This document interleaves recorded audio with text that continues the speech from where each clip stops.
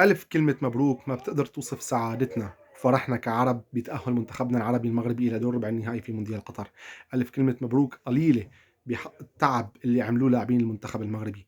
ألف مبروك لتأهل منتخب المغرب إلى دور ربع النهائي على حساب منتخب إسبانيا. هذا التأهل له نكهة خاصة لأنه أول تأهل عربي لدور الثمانية.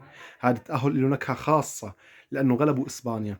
إسبانيا اللي كانت فرحة بمواجهة المغرب تأهلت مركز ثاني بإرادتها لحتى تهرب من المسار الأول اللي كان فيه البرازيل والأرجنتين وما إلى ذلك.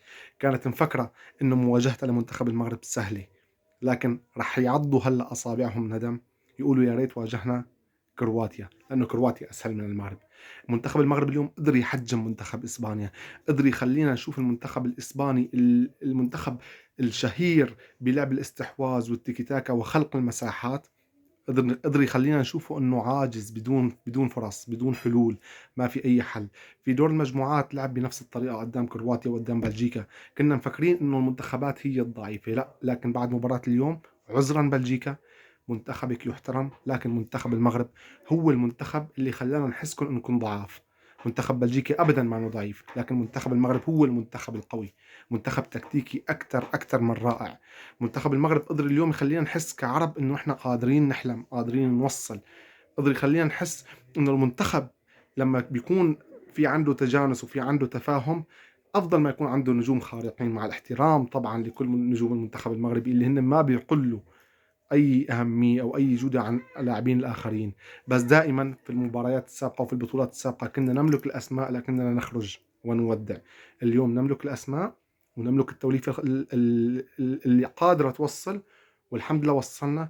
وما راح يكون غريب ولا راح يكون اي شيء غير منطقي اذا شفنا المنتخب المغربي بنصف النهائي او بالنهائي، او لما لا يتوج باللقب، لانه فعليا المنتخبات اللي عم تنتظر حاليا منتخب المغرب ما انها اقوى من المنتخبات اللي واجهها المنتخب المغربي. عندنا حاليا البرتغال وسويسرا، الفائز فيهم ما اقوى من منتخب اسبانيا.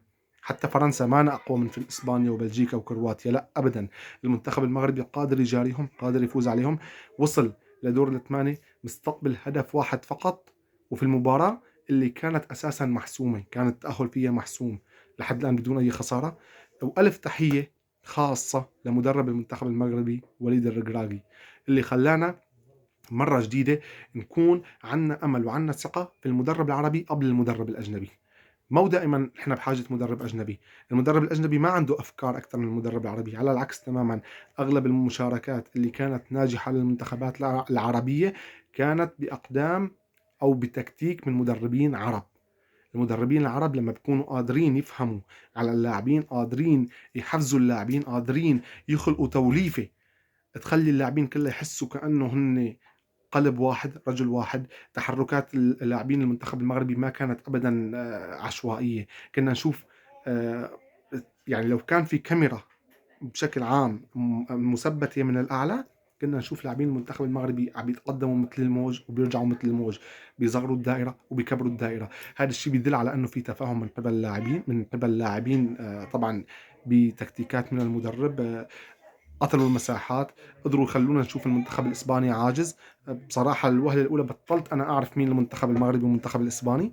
المنتخب المغربي كان قوي جدا، قدر يخلق المساحات، قدر يضعف مساحات المنتخب الاسباني. مره ثانيه الف مبروك المنتخب المغربي، وان شاء الله عن قريب راح نفرح بالفوز على سويسرا او البرتغال. وانا بتوقع الفوز على سويسرا، لانه سويسرا هي تكتيكيا اقوى من البرتغال. ومنواجه منتخب فرنسا وانجلترا بنصف النهائي، ومنوصل للمباراه النهائيه. وباذن الله اللقب هالمره عربي. بنقولها ونحن ما لنا خجلانين، بنقول انه اللقب عربي ونحن ما لنا خجلانين ابدا. ما راح احكي شيء ثاني، ما عم يطلع معي حكي. مبروك المنتخب المغربي، وهارد لك المنتخبات العربيه الثانيه. وان شاء الله دائما بنضل على هالمنوال، وبنضل فايزين، وبنضل فرحانين.